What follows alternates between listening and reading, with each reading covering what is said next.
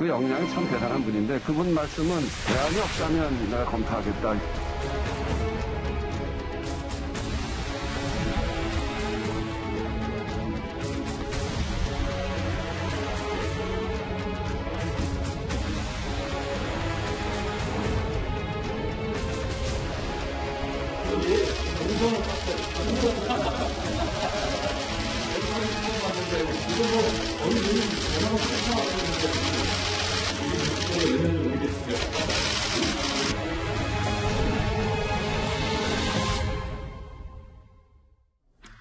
예.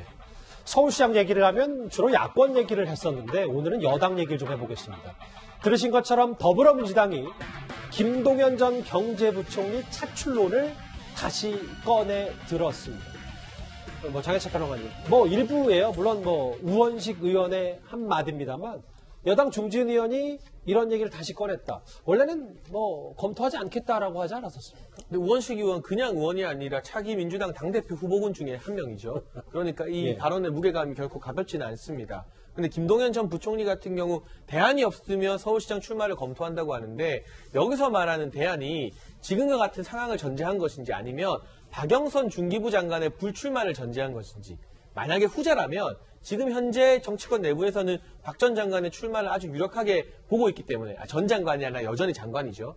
이 박영선 장관의 출마를 유력하게 보고 있기 때문에 그렇게 되면 김동연 전 부총리가 민주당 후보로 경선에 나와서 박영선 장관과 경선을 하는 그 그림은 좀 부담스러워할 것 같다는 개인적인 전망이 들고요. 다만 한 가지는 그동안 우리가 지난해에만 해도 김동연 전 부총리를 현재 야권에서 서울시장 후보군 또는 대선 후보군으로 접촉하지 않겠느냐는 이야기를 많이 했습니다. 네. 실제로 그런 의사를 타진했던 적도 있다는 게 정치권의 후문이고요. 그런데 지금 이 우원식 의원의 말, 그리고 김동연 전 부총리 측에서 이 의원의 멘트에 대해서 반박하는 문자나 입장을 기자들에게 아직은 보내지 않고 있는 것 같아요.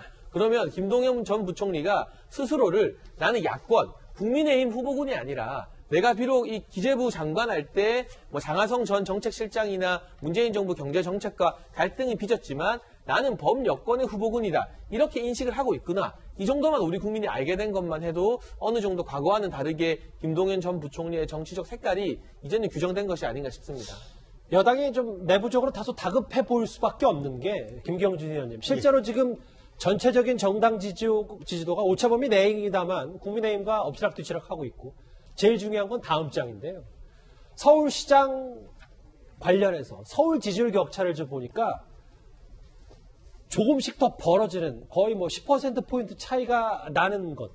이게 지금 여당으로서도 빨리 후보를 우상호 의원 말고도 빨리 좀 찾아야 되는데 이런 고민이 좀 깊지 않겠습니까? 그렇죠. 그러니까 큰 틀에서 거시적인 관점에서 봤을 때 여당 입장에서는 올해 지방선거가 대단히 안 좋은 상황에서 치러질 가능성이 높다라고 보여지고 있고요. 예. 그게 지금 저 서울 시민들 상대로 한 정당 지지도 여론조사도 그렇고 또 보면 서울 이 재보궐선거를 임할 때 어떤 기준을 가지고 볼래라는 어떤 설문 같은 걸 해보면 현 정권에 대한 어떤 견제적 투표를 하겠다 이런 의견들이 훨씬 많거든요. 그래서 그런 맥락을 가지고 보면 민주당이 대단히 지금 급한 상황이고 그러다 보니까 여당 내에서 지금 출마 후보자들도 적은 상황 아니겠습니까? 그렇죠. 오직 있으면 우상호 의원이 왜 나 혼자밖에 없냐, 나 외롭다 지금 그렇게 하고 있는 상황이고 어쨌든 그래서 김동연 부총리를 끌고 나온 것은 대단히 아마 좋은 선택인 것 같아요. 민주당 안에서는. 민주당 안에서. 그리고 다른 분들은 지금 다 정치인들이잖아요, 보면. 근데 사실은 서울시장이라고 하는 것이 서울시의 살림을 맡는 어떻게 보면 행정가가 필요한 것이지 정치인이 딱히 필요하지는 않거든요. 그래서 김동연 부총리가 동의만 한다면 후보로 내세우는 것 자체로 저는 민주당에게 대단히 플러스 가점이 될 수 있다 그렇게 봅니다. 예. 일단 지금 서울 민심은 후보군을 다 넣은 건 아니고 정당 지지율은 지금 서울 민심은 야당이 좀 앞서고 있다 이런 것도 좀 전해드렸는데요. 그런데 민주당의 김동연 전 부총리 차출설이 의아할 수 있는 건 그동안 김동연 전 총리가 임기 내에 정부 경제정책을 두고 장하성 전 정책실장과 끊임없이 불화설이 제기됐기 때문입니다. 저는 개인적인 경험이나 직관으로 봐서 최저임금 인상에 영향을 미쳤다고 생각을 하는 편입니다. 일부 음식료업을 제외하고는 총량으로 보아도 그렇고 제조업 분야 등등에서 고용 감소 효과가 없다는 게 현재까지 결론입니다. 내년에는 그동안 문재인 정부가 흔들림 없이 추진해온 소득도 성장, 혁신 성장, 공정경제의 실질적인 성과들을 국민들께서 체감하실 수 있을 것입니다. 다른 사람이 한 얘기 별로 잘 신경 쓰지 않고요. 아마도 그 얘기를 했던 특정실장은 자기의 희망을 위배하는 게 아닌가 싶은 생각을 하고 있는데 저 영상 오랜만에 보니까 꽤 흥미롭네. 이도원 의원님. 네.